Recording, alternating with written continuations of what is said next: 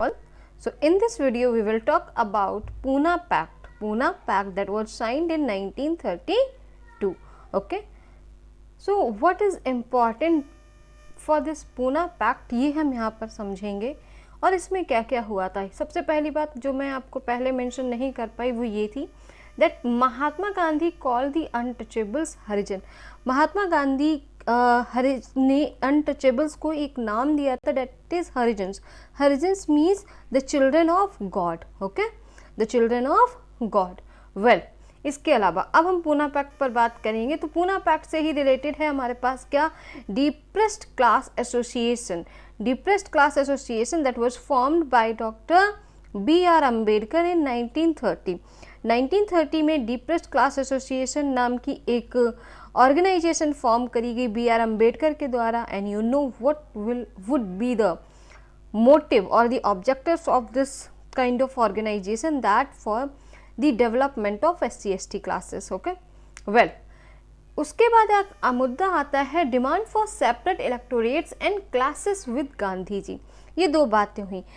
Doctor Bhimrao Ambedkar इन्होंने क्या मांग की, सेपरेट इलेक्टोरेट्स की। सेपरेट इलेक्टोरेट्स मतलब जहाँ पर सिर्फ ये जो SC/ST ही रहें, सिर्फ SC/ST ही रहेंगे, सिर्फ वही इलेक्शन लड़ेंगे, सिर्फ वही वोट देंगे।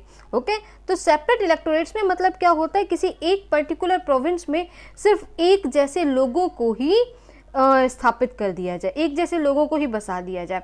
तो वहाँ पर अब जैसे कि वहाँ पर क्या होता है, इलेक्शन लड़ने का, वोट देने का अधिकार सिर्फ एक ही कम्युनिटी को होता।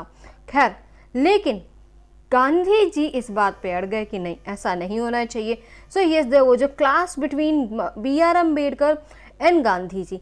तो वहाँ पर डॉक्टर B.R. अम्बेडकर और गांधी जी के बीच में मतभेद पैदा हो जाते हैं। हालांकि अंग्रेजों ने अम्बेडकर की ये बात मान भी ली। अंग्रेजों ने अम्बेडकर की ये जो सेपरेट इलेक्टोरेट्स वाली जो डिमांड थी उसे मान लिया और गांधी जी इस बात से नाराज होकर चले जाते हैं fast and to death, means अनशन। ओके, तो गांधी जी किस बात पे, सेपरेट इलेक्टोरेट्स वाली जो डिमांड पूरी कर दी गई थी अंग्रेजों के द्वारा B.R. अम्बेडकर की, तो इस बात से नाराज होकर गांधी जी चले जाते हैं अनशन पर।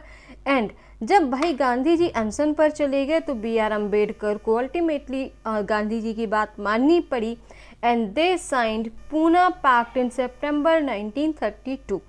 और इसी fast and to death means इसी अनशन को खत्म कराने के लिए क्या किया, B.R. अम्बेडकर और गांधी जी एक पैक्ट साइन किए, दैट वाज पूना पैक्ट इन 1932। इस पूना पैक्ट में क्या हुआ था, देखो पैक्ट जब भी कोई साइन होता है दोनों तरफ से कुछ कंडीशंस होती हैं। पूना पैक्ट में क्या था, it gave the depressed classes reserved seat in provincial and central legislative council. तो B.R. अम्बेडकर ने, डॉक्टर B.R. अम्बेडकर ने कौन सी डिमांड की, सेपरेट इलेक्टोरेट्स वाली। सेपरेट इलेक्टोरेट्स में क्या था, एक ही तरह के लोग वोट लड़ेंगे, एक ही तरह के लोग इलेक्शन लड़ेंगे, वोट देंगे और इलेक्शन लड़ेंगे। फाइन, वहाँ पर दूसरी कम्युनिटीज़ की या फिर दूसरी कास्ट का कोई जगह नहीं होगा। लेकिन इस पैक्ट के चलते दो बातें हुई। हालांकि जो सेपरेट इलेक्टोरेट वाली डिमांड थी उसे खारिज किया गया, उसके बदले जो डिप्रेस्ड क्लासेस थी उनको provincial and central legislative council, मतलब कि विधानसभा और आपका जो संसद, ओके, इन प्लेसेस में रिजर्व्ड सीट्स मिलेंगी। मतलब कोई किसी भी तरह का कोई सेपरेट इलेक्टोरेट्स नहीं होगा, लेकिन हाँ ये वादा किया गया कि हर विधानसभा में और वहाँ पर लोकसभा राज्यसभा में हर ऐसे मतलब डिप्रेस्ड क्लासेस के लिए रिजर्व्ड सीट होंगी। हाँ, ये प्रावधान आपको पता है। देन लेकिन but they were to be voted by general electorates. लेकिन उन्हें जो वोट्स मिलेंगे वो जनरल इलेक्टोरेट्स के द्वारा ही मिलेंगे। मतलब कि वोट देने में किसी तरह का कोई सेपरेट इलेक्टोरेट सिस्टम नहीं होगा। आप जो चुनाव लड़ेंगे आपको वोट देने वाले कैसे होंगे, सिर्फ जनरल होंगे, सामान्य लेवल पे होंगे सभी, किसी भी तरह का कोई यहाँ पे रिजर्वेशन नहीं होगा। फाइन, तो वो जो सेपरेट इलेक्टोरेट्स वाली बात को ना मानकर गांधी जी इस बात पर राजी हो जाते हैं कि हाँ सेपरेट इलेक्टोरेट नहीं, लेकिन हर मतलब कि आपको पार्लियामेंट, सेंट्रल लेजिस्लेटिव काउंसिल और प्रोविंशियल लेजिस्लेचर्स में आपको रिजर्व सीट्स दी जाएंगी। तो इस बात को मानकर अंबेडकर जी और गांधी जी एग्री हो जाते हैं और ये पूना पैक्ट साइन किया जाता है। हाँ, अब बात आती है बच्चों the sense of collective belonging, means जो ये यूनिटी वाला टर्म आया, ये यूनिटी नेशनैलिटी वाला जो टर्म्स था, इनमें क्या क्या हुआ, ये हमारे लिए कुछ इंपॉर्टेंट चीज़ें यहाँ पर जो हमें डिस्कस करनी है।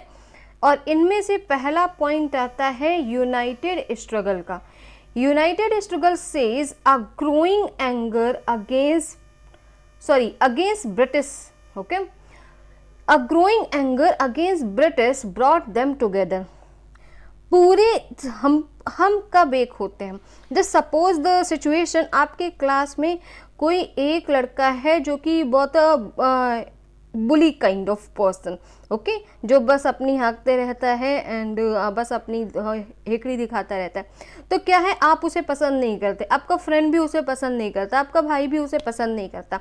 तो ऐसे में क्या करेंगे, आप सारे फ्रेंड्स सब एक साथ आ जाएंगे। This is the concept of unity. तो यहाँ पे क्या हुआ था इंडिया के साथ, तो लगभग पूरा इंडिया अब ब्रिटिशर्स से नाराज था। तो ये सब क्या आ जाते, अब जो स्ट्रगल हो रहा था, जो लड़ाई हो रही थी ब्रिटिशर्स के खिलाफ, वो एक साथ एकजुट होकर लड़ी जा रही थी। और यही से सेंस बनता है यूनिटी का और द कलेक्टिव बिलोंगिंग। देन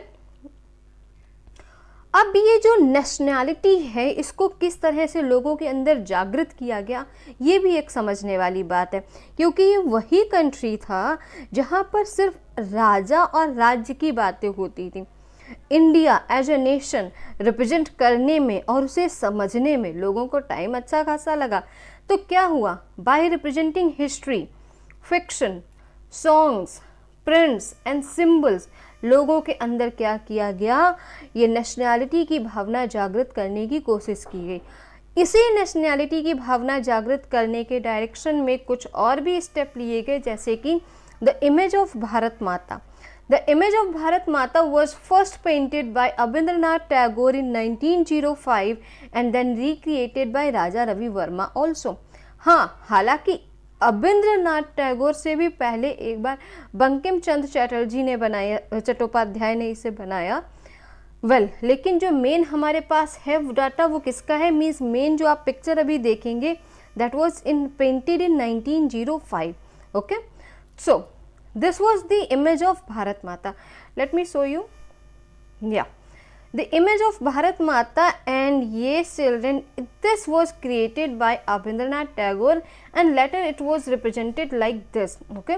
तो पहला जो हमें इमेज मिला है वो ये वाला है, ओके। एंड देन आफ्टर आपको पता है आजकल तो इसमें बहुत सारे चेंजेस हैं, सब अपने अपने हिसाब से रीइंटरप्रेट करते हैं इसको। This picture has been painted by Abindranath Tagore. Fine, let's come back. Then बात आती है तिरंगे की, तिरंगा झंडा, द ट्राइकलर फ्लैग। इसकी भी एक अपनी कहानी है। कहते हैं नहीं, means the history we have that in the first flag is created in Bengal in during that Swadeshi movement, और सॉरी इन 1906। इन 1906 पहली बार एक फ्लैग क्रिएट किया गया था and it was in Kolkata, Bengal, okay. ये कैसा था फ्लैग, इसे देखते चले। This was in red, green and yellow colour. Red, green and yellow colour was designed during Swadeshi movement in Bengal and it had 8 lotuses, इसे याद रखिएगा, representing 8 provinces of British India and crescent moon, okay, crescent moon then representing Hindus and Muslims। तो Hindus and Muslims को represent करने के लिए crescent moon का use किया गया और 8 लोटसेस वर रिप्रेजेंटिंग इंडियाज 8 प्रोविंसेस। लेकिन इसके बाद में गांधी जी ने कुछ चेंजेस किए इस मूवमेंट में and these changes were like this. Gandhiji had in 1921 Gandhiji had designed the Swaraj flag and it was in red, green and white color and had spinning wheel in its center। तो 1921 में क्या हुआ, फिर स्वदेशी movement के time पर गांधी जी ने इसको दोबारा से बनाया और ये कैसा था, इसमें भी ट्राई कलर था लेकिन चेंजेस थे कलर में, इस बार रेड, ग्रीन और वाइट कलर का यूज़ किया गया था, and there was a spinning wheel in its centre. चलिए अब हम थोड़ा सा फ्लैग पर बात कर लेते हैं। हियर ये हमारा सबसे पहला फ्लैग था, सबसे पहला फ्लैग जो कि बंगाल में क्रिएट किया गया। You can see there was 8 lotuses, then crescent, moon etcetera. तो ये हमारा पहला फ्लैग था। थोड़ा सा और डिटेल में जाएंगे हम। ये वंदे मातरम, ये हमारा क्या था, सबसे पहला वाला फ्लैग। देन आफ्टर जो कि बताया जाता है कि ये सारे चेंजेस आए कुछ इस तरह से। ये गांधी जी वाला फ्लैग है, then this and then this. हाँ, हालांकि हमें जो 3 बड़े लेवल पे मैटर करते हैं वो ये हैं। ओके, 1906 पहली बार इसको बनाया गया, देन आफ्टर गांधी जी के द्वारा 1921 में ये आया, and then yes in 1947 we have adopted this kind of flag, and you know कि आज के टाइम पर जो हमारा फ्लैग है वो यही पर है, यही है। और इसी के साथ क्या करेंगे, हमारा ये चैप्टर फिनिश होता है। Now yes we have completed chapter 2 of history. Okay, and just try to understand all the points. अगर कुछ भी नहीं समझ आता है then you can do comments or you can ask me personally on my number. Thank you.